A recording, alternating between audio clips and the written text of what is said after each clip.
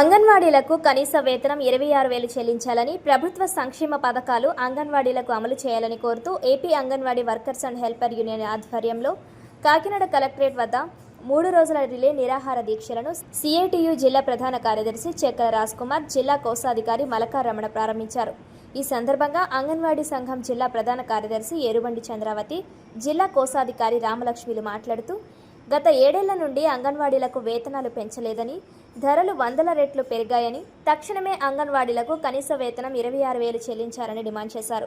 ఆయాకి 7,000, టీచర్కు 11,500 చెల్లిస్తూ ప్రభుత్వ వెబ్సైట్లో ప్రభుత్వ ఉద్యోగులుగా అంగన్వాడీలను నమోదు చేయడం వలన ఇచ్చే సంక్షేమ పథకాలన్నింటినీ తొలగించాలని ఆవేదన వ్యక్తం చేశారు. తెలంగాణ, పాండిచ్చేరి రాష్ట్రాల వలె పీఆర్సీని అంగన్వాడీలకు కూటమి ప్రభుత్వం వర్తింప చేయాలని డిమాండ్ చేశారు. అంగన్వాడీ సెంటర్ పిల్లలకు ఆటపాటలతో విద్య అందించే అవకాశం లేకుండా రాష్ట్ర ప్రభుత్వం ఎఫ్ఆర్ఎస్ తీసుకువచ్చి పని ఒత్తిడి పెంచిందన్నారు. ఐసీడీఎస్ నిధులు తగ్గిస్తుంటే కేంద్ర ప్రభుత్వాన్ని నిలదీయాల్సింది పోయి లబ్ధిదారుల సంఖ్యను తగ్గించేందుకు ప్రయత్నించడాన్ని మానుకోవాలని కోరారు. 2019లో నిర్ణయించిన మెనూ ఛార్జీలను నేటి ధరలకు అనుగుణంగా పెంచాలని, పెండింగ్లో పెట్టిన 168 సూపర్వైజర్ పోస్టులను తక్షణమే భర్తీ చేయాలని కోరారు. బాలింతలకు ఇచ్చే బియ్యం, పప్పు, ఆయిల్ క్వాంటిటీని పెంచాలని సిఐటియు వర్కింగ్ కమిటీ సభ్యులు మేడిశెట్టి వెంకటరమణ వీరికి నిమ్మరసం ఇచ్చి దీక్షలను విరమింపచేశారు. ఈ దీక్షకు ఎస్ఎఫ్ఏ నగర నాయకులు సత్యం, సంజయ్, సిఐటియు వర్కింగ్ కమిటీ సభ్యులు టి రాజా మద్దతు తెలిపారు. అంగన్వాడీలకి వేతనాలు పెంచాలని చెప్పేసి గత 42 రోజుల సమ్మెలో ఇచ్చిన హామీలు నెరవేర్చాలని చెప్పేసి రాష్ట్ర వ్యాప్త పిలుపులో భాగంగా ఫిబ్రవరి 23, 24 తేదీల్లో ప్రాజెక్టు స్థాయిలో రిలే నిరాహార దీక్షలు చేపట్టడం జరిగింది. అనంతరం ఈరోజు ఫిబ్రవరి 26, 27, 28 3 రోజుల పాటు కాకినాడ కలెక్టర్ కార్యాలయం వద్ద రిలే నిరాహార దీక్షలో ప్రారంభించడం జరిగింది. అంగన్వాడీలకి తక్షణమే వేతనాలు పెంచాలని చెప్పేసి, అలాగే గ్రాట్యుటీని అమలు చేయాలని చెప్పి, అలాగే ఎఫ్ఆర్ఎస్ షరతులు లేకుండా లబ్ధిదారులందరికీ కూడా పౌష్టికాహారాన్ని అందించాలని, ప్రీ స్కూల్ పిల్లలకి మధ్యాహ్నం స్నాక్స్ను అందించాలని చెప్పేసి, మిగిలిపోయిన మినీ సెంటర్లు ఏవైతే ఉన్నాయో ఆ సెంటర్లు మెయిన్ సెంటర్లుగా మార్చాలని, మెడికల్ లీవ్లు ఇవ్వాలని, వేతనంతో కూడిన మెడికల్ లీవ్లు ఇవ్వాలని చెప్పేసి ఈ డిమాండ్లతోటి ఈరోజు రిలే నిరాహార దీక్షలో ప్రారంభించడం జరిగింది. మాకు వెంటనే బడ్జెట్ సమావేశాల సందర్భంగా ప్రజాప్రతినిధులందరికీ కూడా, మేము ఎమ్మెల్యేలందరికీ కూడా లెటర్లు ఇవ్వడం జరిగింది. రేపు ఫిబ్రవరి 14వ తేదీన బడ్జెట్ సమావేశాల్లో మా వేతనాల పెంపుదల కోసం ఏమైనా ప్రకటన చేస్తారేమని చెప్పేసి ఎంతో ఆశగా ఎదురు చూసాము. కానీ వేతనాల పెంపు ప్రకటన అయితే చేయలేదు.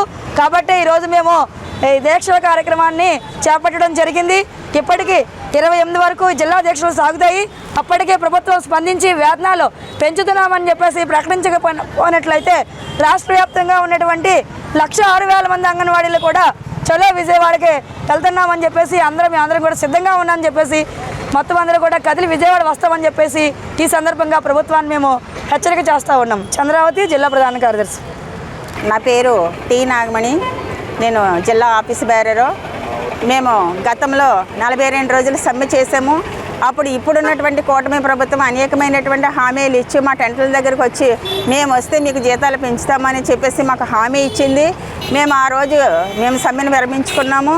ఈరోజు ప్రభుత్వం వచ్చి అప్పుడే 2 సంవత్సరాలు కావస్తున్నా కూడా ఇప్పటి వరకు కూడా అంగన్వాడీల మాట యొక్క ఇప్పటి వరకు లేదు.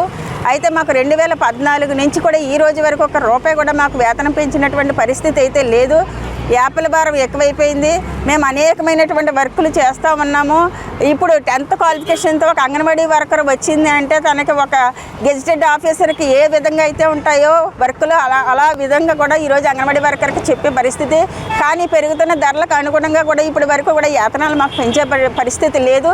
అలాగే లబ్ధిదారులకు ఎఫ్ఆర్ఎస్ అని పెట్టారు.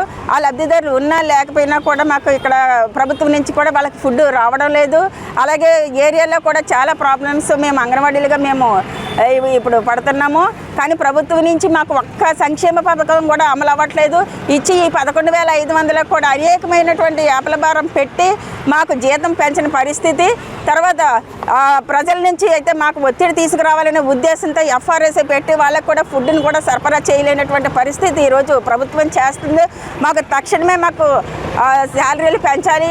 ఈ ధరలు అయితే ఆకాశాన్ని అంటున్నాయి. వాటికి అనుగుణంగా కూడా మాకు జీతాలు పెంచాలని, అలాగే సుప్రీంకోర్టు ఏదైతే తీర్పు ఇచ్చిందో ఆ తీర్పు ప్రకారం ప్రకారం మాకు గ్రాడ్యుయేటీని అమలు చేయాలని, అలాగే లబ్ధిదారుల క్వాలిటీ క్వాంటిటీతో కూడినటువంటి ఫుడ్ను మాకు సరఫరా చేయాలని, ప్రభుత్వమే వెంటనే మాకు ఉచిత గ్యాస్ను సరఫరా చేయాలని. ఈరోజు ఒక పిల్లవాడికి ₹10 ఇస్తుంది, కానీ మాకు రోజువారీ ఖర్చు వచ్చి ఒక ₹50 అవుతుంది. పాలు మరగబెట్టాలి, గుడ్లు ఉడకబెట్టాలి, అన్నం పప్పు ఇలాంటివన్నీ కూడా వండాలి.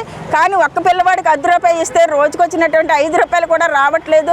కాబట్టి వెంటనే ప్రభుత్వం స్పందించి మాకు ఉచిత